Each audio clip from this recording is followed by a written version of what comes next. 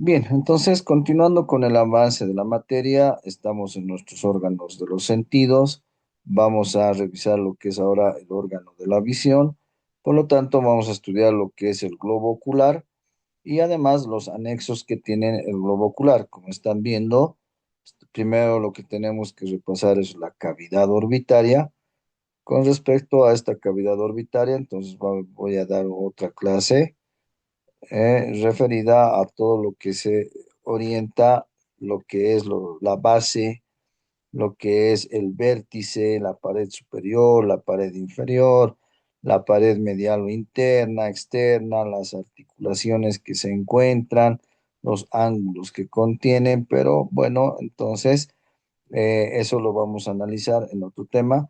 Lo que queremos ver ahora es el contenido de esta cavidad orbitaria, la cual va a estar obviamente no solamente por el globo ocular, sino también, como están viendo acá, tenemos algunos anexos del globo ocular, como es la musculatura.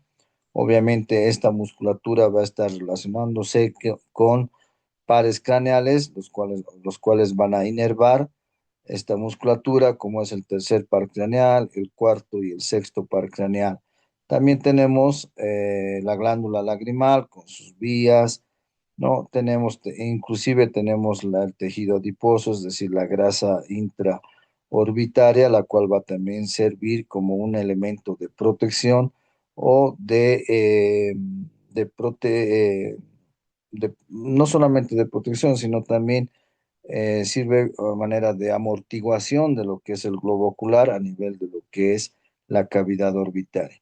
Y obviamente en el polo posterior tenemos que hablar necesariamente de un nervio que se forma en la capa interna del globo, que es el segundo par craneal, que es el nervio óptico, ¿no? Aparte también a nivel externo tenemos los aparatos de protección, ¿no? Desde lo que son los párpados, la conjuntiva, ¿no? A nivel la parte del tarso, la parte ligamentosa, entonces esto viene a ser anexos a lo que es el globo ocular. Bien, entonces de acuerdo a esa introducción vamos a ir viendo cómo está formado lo que es el globo ocular.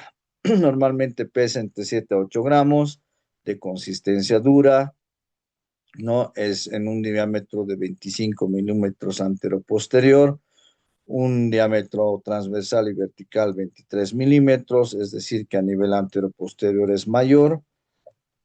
Tiene dos polos, un polo anterior que es más cóncavo, o perdón, más convexo a nivel de lo que es la córnea, ¿no? A nivel de la parte posterior, vamos a ver dónde se origina entonces el nervio óptico, el cual va a pasar, ustedes ya saben, por el conducto óptico junto con la arteria oftálmica, ¿no? A nivel de lo que es el vértice de la cavidad orbitaria.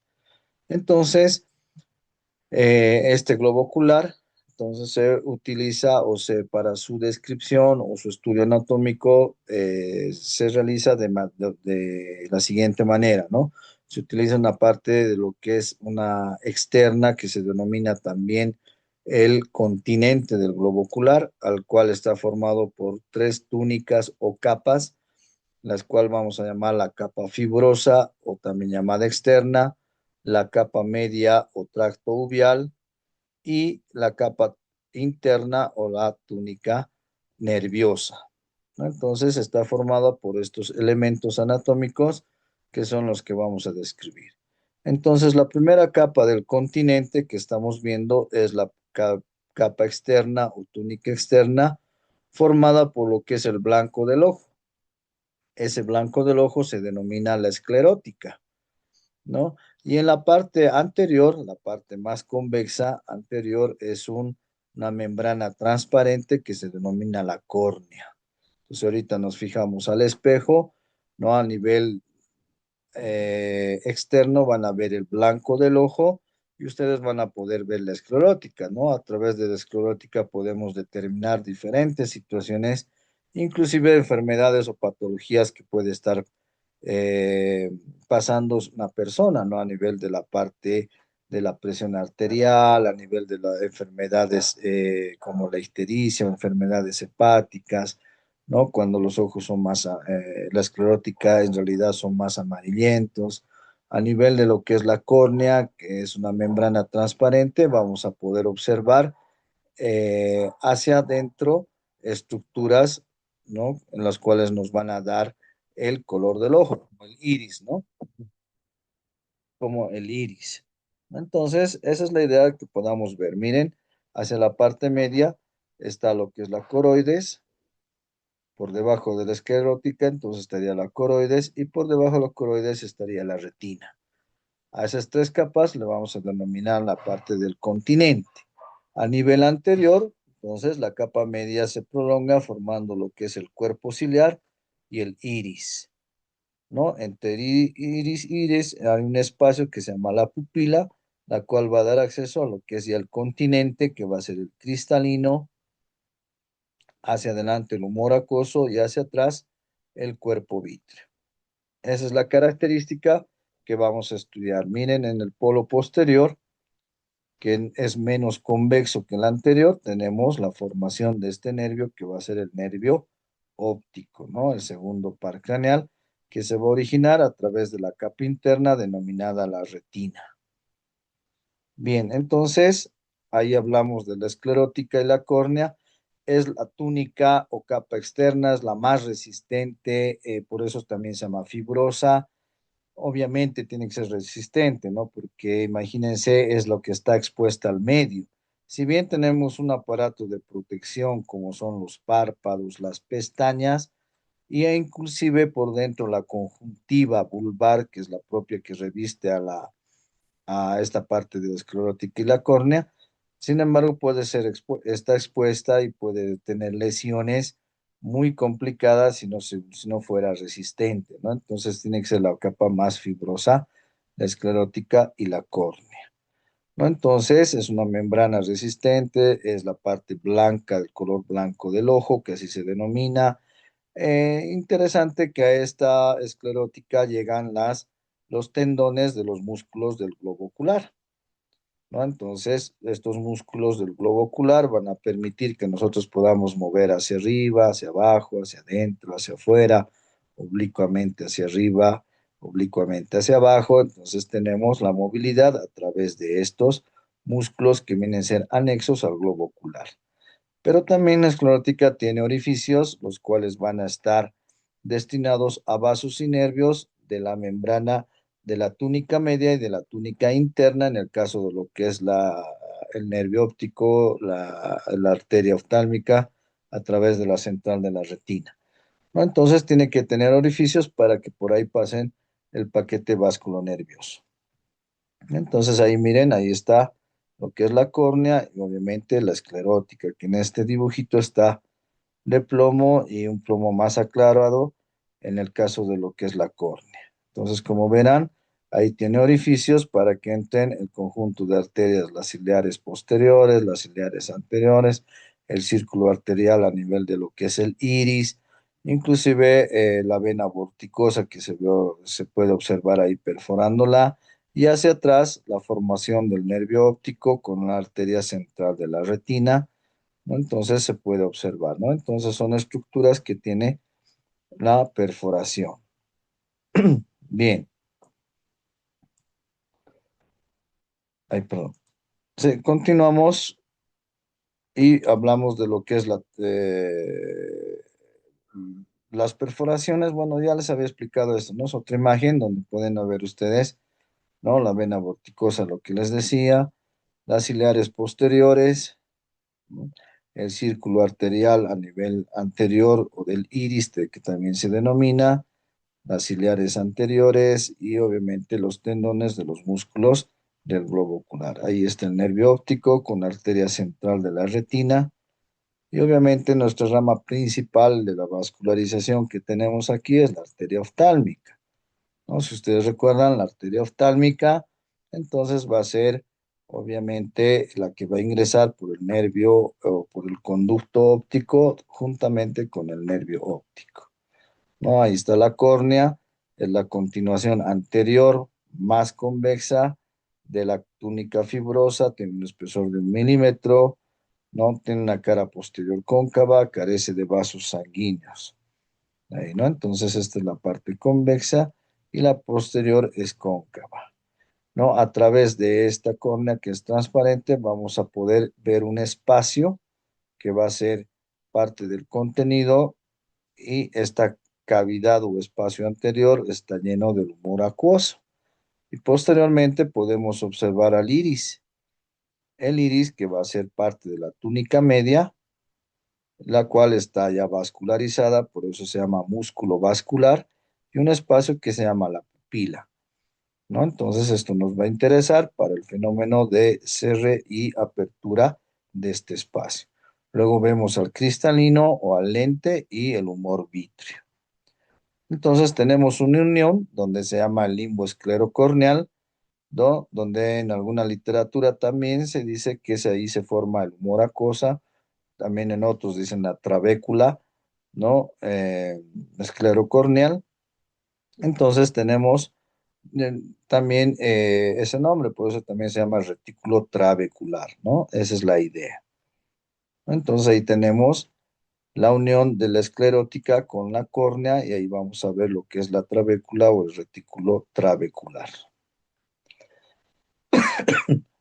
Bien, con respecto a la segunda túnica o la capa media del continente del globo ocular, hablamos de la coroides, hacia adelante se prolonga con el cuerpo ciliar y hacia adelante con el iris.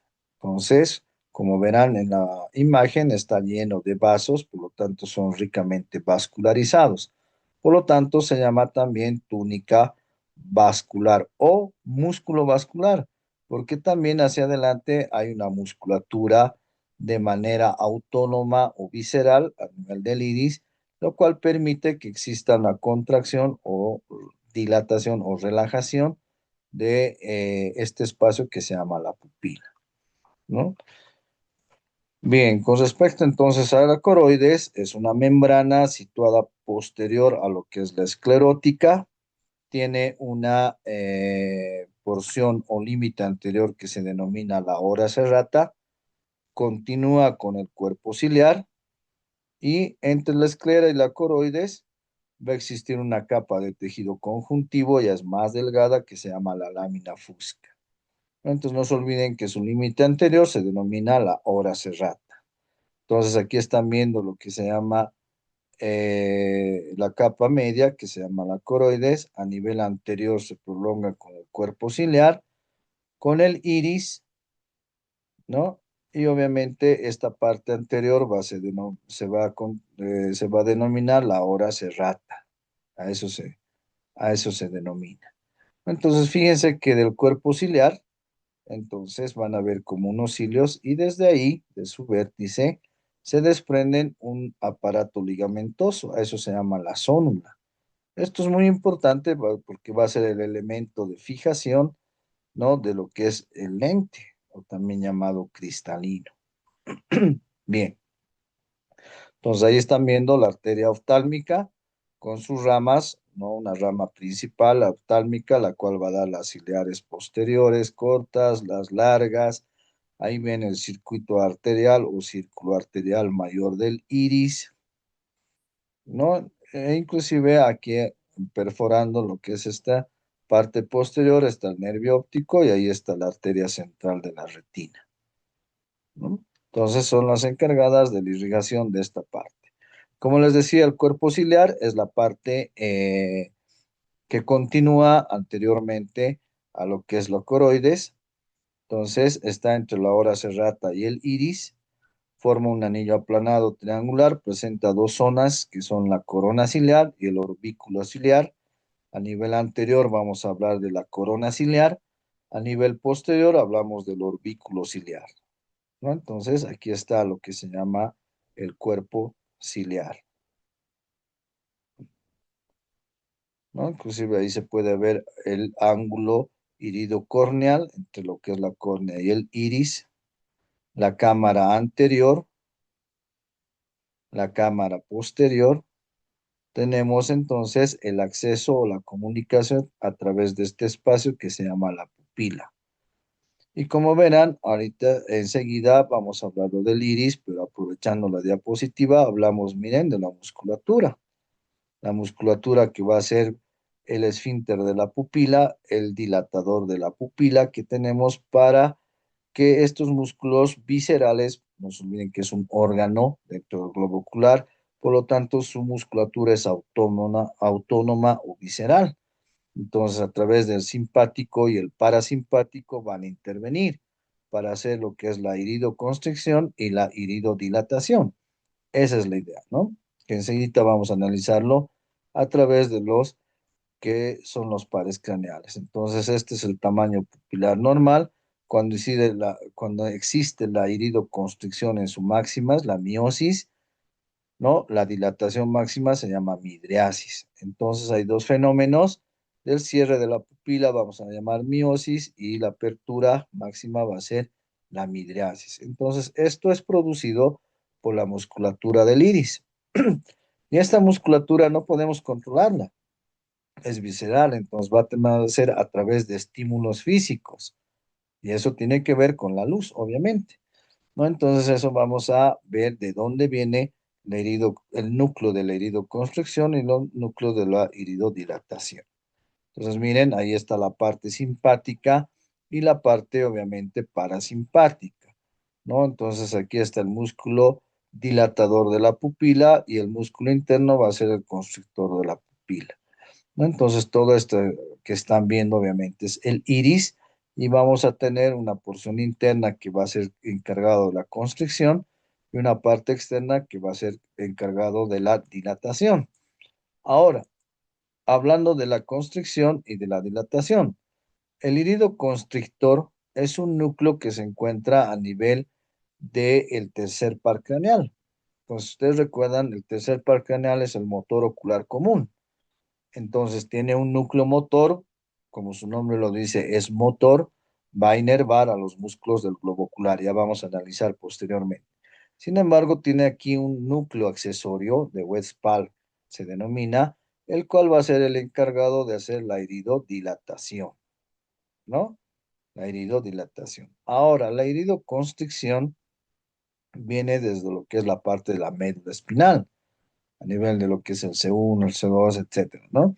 Y de ahí sube y recién va a ser la herido constrictor de la pupila, ¿no? Entonces ahí está el herido constrictor y el herido dilatador, ya que ya vamos a ir analizando. Bien, un segundito, por favor. Ahora sí, ya. Ahí ven el cuerpo ciliar, está, miren el iris, el cuerpo ciliar, y a nivel de lo que es el cuerpo ciliar, presenta lo que son los procesos ciliares y los pliegues ciliares, que son características, los cuales nos van a permitir lo que es la constricción y la dilatación, ¿no? Ahí está lo que es la pupila, que eso es lo que vamos a abrir o cerrar de acuerdo al fenómeno físico y fisiológico que vamos a captar. Bien, ahí está el iris, que les decía, como una estructura anatómica, parte de la túnica media o músculo vascular, es responsable del color del ojo, ¿no? En la perforación que existe en el iris se llama la pupila, es el que va a dar el fenómeno, entonces, neurofisiológico para ver la constricción y la dilatación. Ahí está el músculo dilatador y el músculo, obviamente, constrictor de la pupila. ¿Mm? A nivel de la irrigación está a través de las ciliares posteriores cortas, largas, anteriores, el sistema, ¿no? No ciliar, arteriociliar, que así se denomina a nivel anterior, y no se olviden que esto es derivado de la arteria oftálmica como la rama principal. ¿No? Los nervios vienen de los ciliares cortos y ciliares largos. Si recordamos un poquito el nervio trigémino, entonces estamos hablando del nervio oftálmico a nivel de lo que es el nervio nasociliar, por eso se denomina así, da una rama colateral que son los ciliares largos, el cual va a llegar el ganglio ciliar, y del ganglio ciliar vienen los ciliares cortos, ¿no? Los cuales van a ir hacia el globo ocular. Bien. La túnica interna, también denominada túnica nerviosa es la que va a dar origen a la retina. Entonces, la retina va a ser la capa nerviosa del globo ocular. Aquí se forma el segundo par craneal, que es el nervio óptico, ¿no? Entonces, está posterior a la coroides, ¿no? Se divide en dos porciones, la retina propiamente dicha y la del cuerpo ciliar, además de la parte ciliorretiniana, ¿no? Entonces, la cara interna de la retina va a tener corresponde a la parte posterior del cuerpo vítreo, en la cual tenemos dos zonas, que se llama la papila óptica o disco del nervio óptico y la mancha amarilla. La mancha amarilla o la mácula es donde van a existir las células bipolares, al igual que el nervio olfatorio, ¿no? Las células bipolares, las cuales van a captar el estímulo y van a transmitir para formar los filetes nerviosos y van a ir a formar el nervio óptico que va a perforar el polo posterior del globo ocular. Y a nivel de la papila óptica o disco del nervio óptico es interesante porque es nuestro punto fijo, ¿no? En el cual damos nosotros atención en la visión. Por ejemplo, si ahorita frente a ustedes colocan un dedo, su dedo índice, levanten ahí y fíjense, hagan la mirada fija al dedo, entonces van a ver que también alrededor del dedo índice van a ver diferentes colores donde estén ahorita, ¿no? Yo estoy viendo, por ejemplo, color blanco, amarillo, café, ¿no? Azul, negro, pero mi punto fijo está dando en mi dedo, en el índice. Por lo tanto, la transmisión de la vía óptica a través de el nervio, el ganglio, que es el quiasma óptico, la vía que va a llegar al cerebro, me va a transmitir como una respuesta y va a decir que es el dedo índice, porque yo ya sé que ese dedo es el índice. Si no supiera, solamente diría un dedo, digamos, ¿no? Pero ya sé que es el dedo índice, entonces eso se transmite.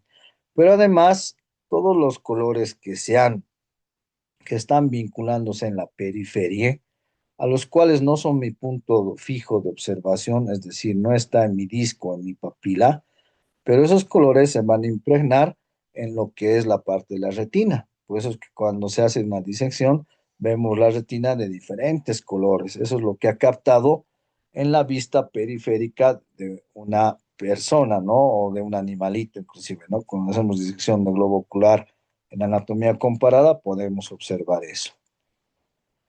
Bien, entonces esa es la parte de la retina. Y miren, ahí está lo que es la mácula, la fobia y el disco óptico. Ahí está la mancha amarilla que se denomina, donde se van a estimular y van a llegar para poder producir los filetes nerviosos, el nervio óptico y llegar la transmisión. Y es va a ser el disco o punto ciego que se denomina punto fijo de lo que estamos nosotros observando. Bien, la retina está dado a través de la arteria y la vena central de la retina, rama también importante de la oftálmica, ¿no? Bien, dentro de lo que es el contenido del globo ocular, entonces vemos al cristalino, el humor acuoso y el cuerpo vítreo.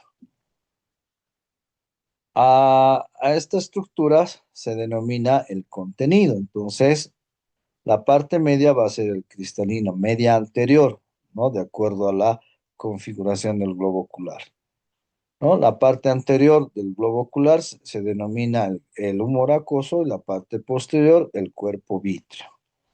Entonces, el cristalino es una lente biconvexa donde la parte posterior, entonces,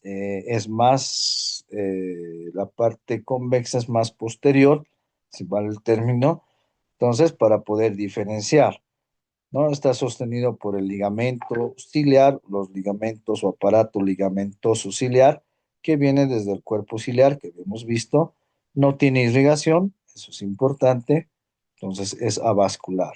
Ahí está la zónula, el cristalino, miren, la parte anterior convexa, pero es más convexo hacia posterior. Entonces, cuando hacemos una disección, tenemos que de esta cámara que sostiene al lente, tenemos que romper el sistema ligamentoso o la zónula para poder, ¿no?, sacar de lo que es el cuerpo vítreo al cristalino y podemos observar, ¿no? A veces se mueve, entonces ya sabemos que la parte más convexa es hacia posterior.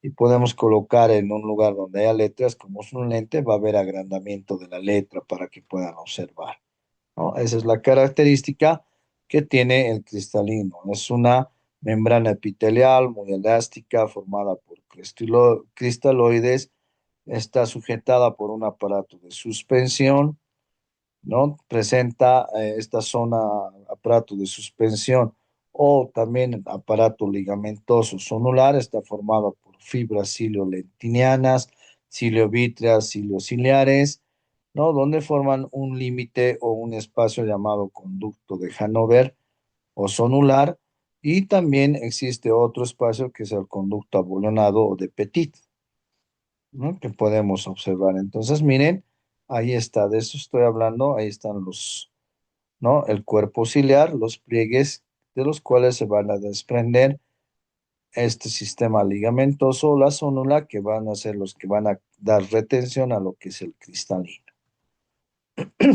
El humor acuoso, como les decía, es un líquido incoloro transparente a nivel de un fenómeno cadavérico, ya debido a lo que ya no va a existir la irrigación correspondiente, la formación del líquido del humor acuoso a nivel de lo que es el sistema trabecular, entonces ya no va a existir y va a tener un color negruzco. Entonces, cuando hacen una disección del globo ocular y hacen profundo, va a salir un color negro. Ese es el humor acuoso, pero como fenómeno cadavérico. En vida es un líquido incoloro y transparente.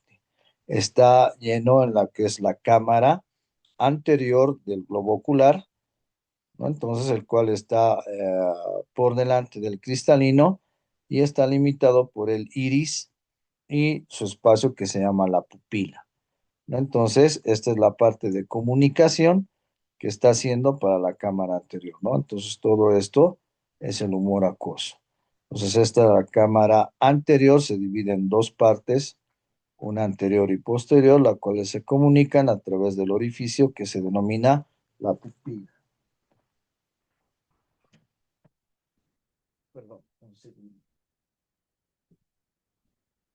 Se va a apagar ahorita la compu. Ya, ahora sí. Bien, continuando, tenemos al cuerpo vítreo. Entonces es un líquido viscoso transparente, que este líquido, igual como fenómeno cadavérico, cuando ya deja de existir la persona, se va a volver como una masa gelatinosa, igual en una disección sale como gelatina, ¿no? Está la parte anterior, se llama la fosa hialoidea. Esta fosa es la que protege al cristalino y, como les decía, para sacar de esta fosa hay que diseccionar también la parte de ligamentos, de los ligamentos o la parte de la zónula. ¿Mm? Bien, entonces, como verán, ahí está lo que es el cuerpo vítreo, comunica desde la parte anterior. Esta es la fosa dioloidea, la cual va a alojar lo que es el lente. Y bueno, hacia el nivel posterior va a ir a comunicarse en todo lo que es la cámara, ¿no?, mayor que tiene el cuerpo vítreo. Bien, bueno, son fenómenos fisiológicos de la vista. Y bueno, nos vamos a lo que es los anexos al globo ocular.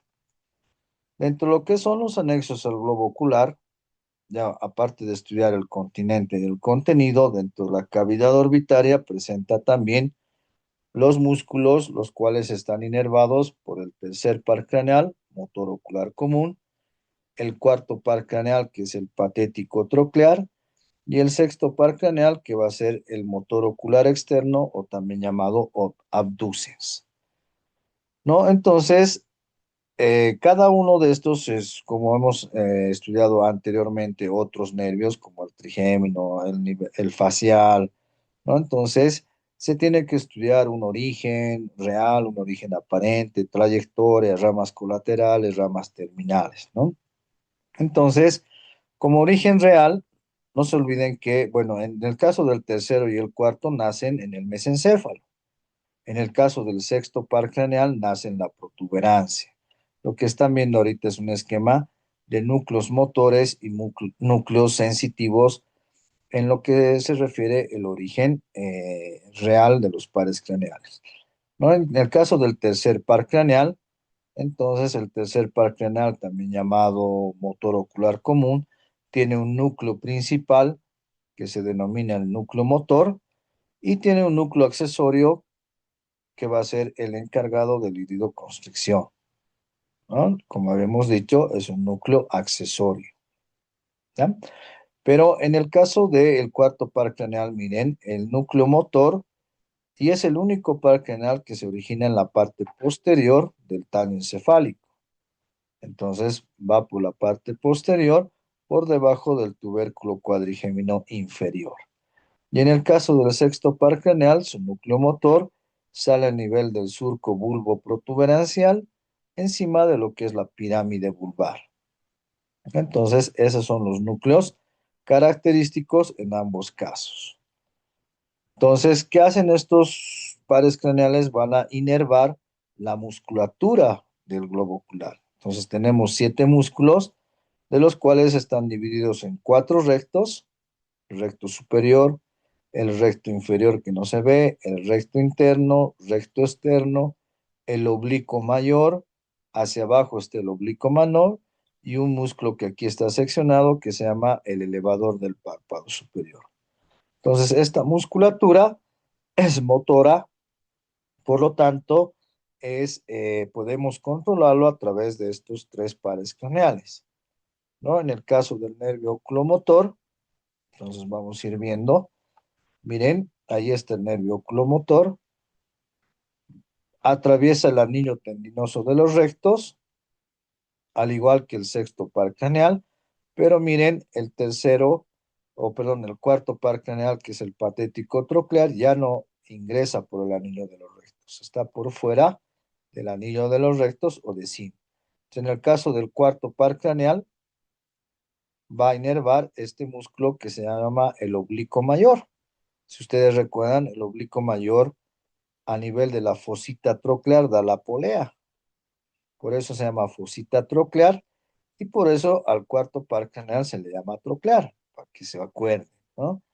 En el caso de el sexto par craneal, que es el abducens, viene, los 3 se relacionan a nivel de la base del cráneo, a nivel de lo que es la cara lateral donde está el seno cavernoso, y ahí también está la carótida interna, ¿no? Entonces el sexto par craneal atraviesa el anillo y va a dar inervación a lo que es el recto externo, que aquí está cortado, el recto externo. Y el tercer par craneal, que es el motor ocular común, atraviesa, es el más grueso, tiene 2 raíces y atraviesa para inervar al elevador del párpado superior, que aquí está cortado, y al recto superior. Y en su raíz inferior va a ir al oblicuo menor, al recto interno y al recto inferior, ¿no? Entonces, esa es una característica, ahí está el recto interno, ahí está entrando.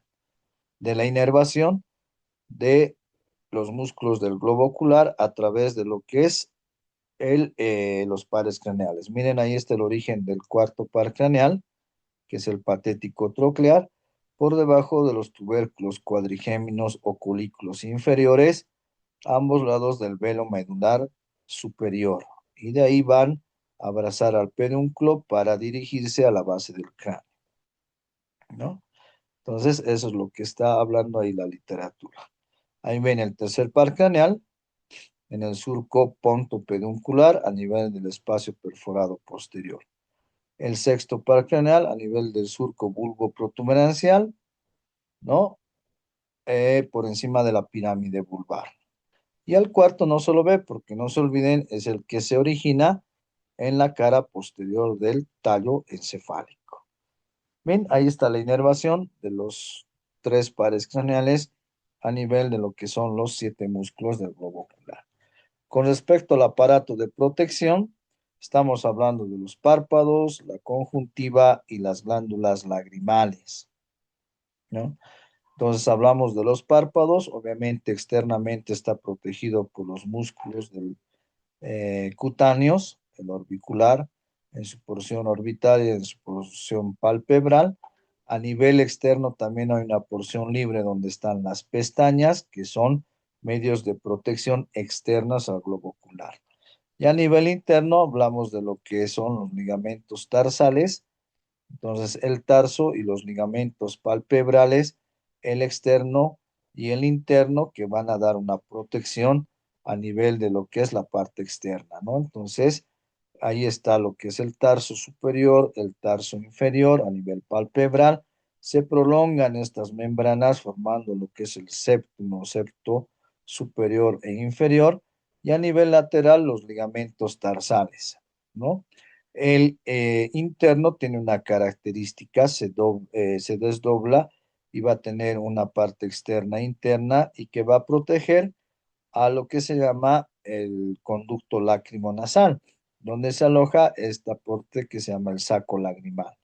Entonces, la parte externa está dado a través de la cresta lagrimal anterior del maxilar y la parte posterior en la cresta lagrimal posterior que tiene el unguis, si recuerdan. En el caso del ligamento tarsal externo,